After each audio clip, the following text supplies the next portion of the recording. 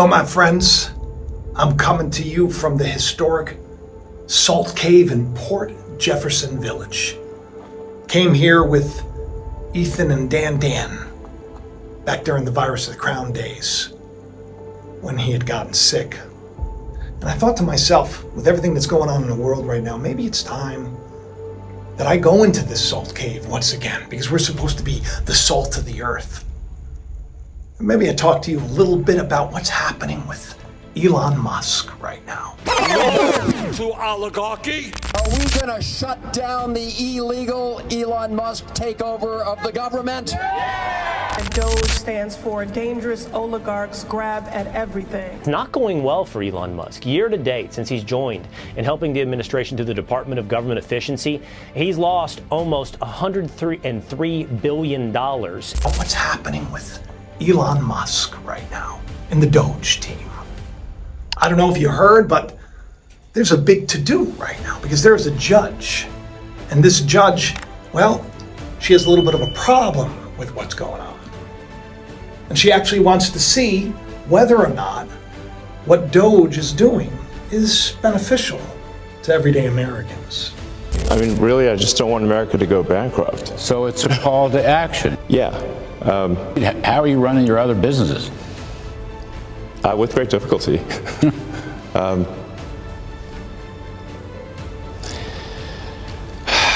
Yeah, I mean... But there's no turning back, you're saying? I'm just here trying to make government more efficient, eliminate waste and fraud, and so far we're making good progress, actually.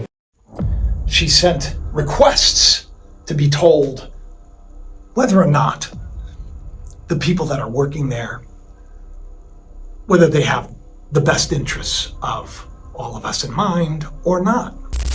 This Barack-appointed judge has been a thorn in the side of the Trump administration for a while. But she's not the only one. Many judges are coming against the DOGE team. The administration actually has to bring back thousands of federal employees. And now they're being forced to give answers. They have to answer questions about what they're up to. While the USPS is actually about to slash about 10,000 jobs partnering with DOGE. Now, Democrats are demanding answers about the use of AI. There are rumors that AI is about to replace some of these jobs. They want to know what Elon stands to gain. We're doing the right thing here. It's a $2 trillion deficit. It keeps growing. Our interest payments are higher than our Defense Department budget. That's I think was the real wake-up call for me. I mean, really, I just don't want America to go bankrupt. So wow. This is a different panel than I've had. Everything's computer. That's beautiful. Wow. Now, what's interesting about all this is that it reminded me very much of a video that I did not 62 weeks ago. Sounds a lot like Daniel's 62 weeks, that period of time when the Messiah finally arrives. You probably remember a while ago there was a man named Deborah who jumped over and attacked a judge. He was there on domestic abuse charges, and he attacked the judge at a very interesting time. I did a whole video about how I felt that this was connected to the biblical story of Deborah. Deborah, who was a prophet in Israel's day, who said that there was going to be a terrible leader who would be brought down by one single young girl, a courtesan, possibly a prostitute. Now, what's interesting about all of this is the fact that Deborah was wearing a Biggie Smalls shirt. Now, of course, he's connected to Diddy, who it's not looking too good for, who, well, many are saying probably has a list of people that could expose and really be the end of some certain people. So right now on X, what's happening is a lot of people are trying to undermine, and they're calling this judge corrupt. The question that I had, it was a simple question, was, well, is the judge corrupt? Because she was a Barack-appointed judge. In the story of Deborah, Barack was a military leader who came to Deborah. So the connection there is rich to me. And now news is breaking that Diddy's lawyers are accusing CNN of altering the footage. This footage you're looking at right now. And destroying the original, which could have serious implications for the case. And while CNN denies these claims, one could argue, what political gain could be held if he had names of certain people? And the fact that they're making such a big deal out of this request, which, according to them, is just basically so that we know what they're doing. And then states have the right to allow them to do it or not. Seems like a 5-question little email that went out that they're having a big problem answering right now. What they're saying is that it's going to dox the people that work for DOGE. And there's a lot of rumors going on, and there's a lot of information flooding the social media spaces of the world today, especially when one of the reporters from InfoWars has lost his life. They said that he was murdered. Another one was just doxxed, where the police came to his house. Swatting has gotten so out of hand that today FBI Director Kash Patel is addressing this alarming rise. The FBI is aware of it, and this trend is going to be investigated, and action is going to be taken to hold people responsible. But we wonder what kind of laws will come out of this. And there seems to be this story that we're being told, which is terrible, which is they're under threat because they're trying to do the right thing. And that could be the case. Or not. See, that's the problem with all of this, is that you never really know, do you? You never really know today who's telling the truth and who's not telling the truth. But I found it interesting because if you look at this picture here, and then you look at the big D.O.G.E, the notorious D.O.G.E, and the notorious B.I.G. together, the pictures, well, they're similar.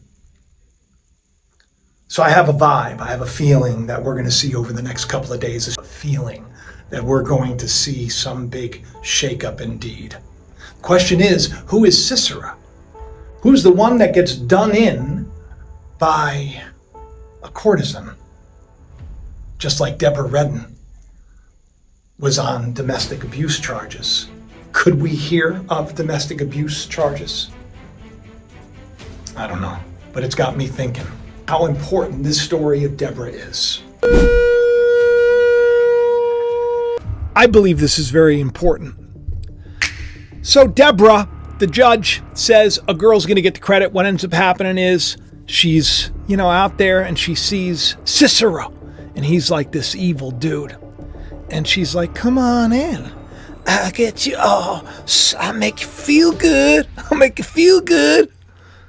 She may have worked for people like Andrew Tate on the cam line or something, right? But yet God uses everybody, so let's not look down on people. But Jael was like, come on in, rest, right? And he's like, oh, I'm going to get lucky tonight. But Jael's like, I'm going to kill you because you're my enemy. I'm going to put the tent peg into you. That's what happens. She brings him in, lures him in, gets him all, worked up, gives him some nice, here, have some nice milk. Warms it up so he falls asleep. She grabs a tent peg, she comes inside, and she goes, whoosh! Sisera, fat, nasty, gluttonous, horrible Sisera. Done. Done like this. Put that last peg in the coffin, that last nail in the coffin, a girl. There's a list that was revealed. A lot of powerful people on this list.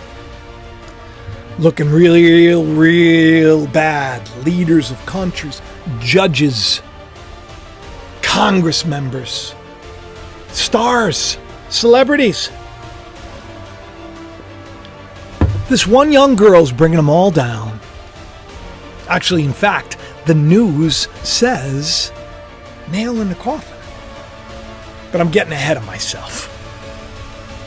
I find it strange that you got Deborah Redden jumping on and tearing down a judge, and you watch that flag fall, too.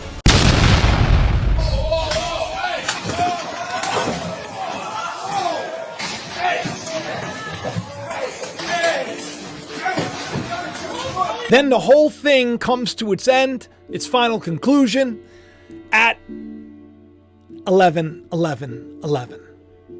And I said, that's coincidental. That's got to be very, very coincidental. That's got to be something that really is, well, it's got to be more than just coincidence, right? It reminded me that if you're walking down life today and you've moved on into something that's better, maybe it's time to stay there. You don't want to turn back, become a pillar of salt. I believe the American people have the right to know what's going on, don't you? Seems to me like something big is happening. But you got to tell me in the comments section. Got a big show coming out on the Mandela effect. I got the director, and I can't wait to share it with you because we got some big news on that front. Do me a favor, will you? Smash the like button. Share the channel around. Get involved. Go to the description of the video if you want to get any of the merch or you want to support the channel. And anyway, I love each and every one of you. I hope that this interesting little adventure in the Salt Cave made you feel good. And if you want to come to the Port Jeff Salt Cave, I'm not a spokesperson. I just come here because I like it. Check it out. It's in a historic Port Jeff village. It's good to support local business. All right, I love each and every one of you. I'll talk to you soon. Bye-bye.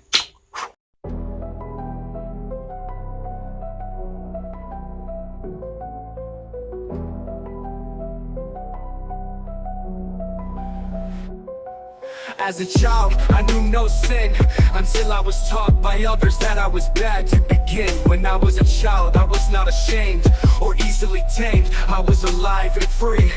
That is, of course, until religion and society got a hold of me, and I was tricked into eating the fruit of that cursed tree. Dead in my trespass, I was told, a miserable sinner bound for hell is the lot I was sold. God, why have you forsaken me? I cried, but religion lied.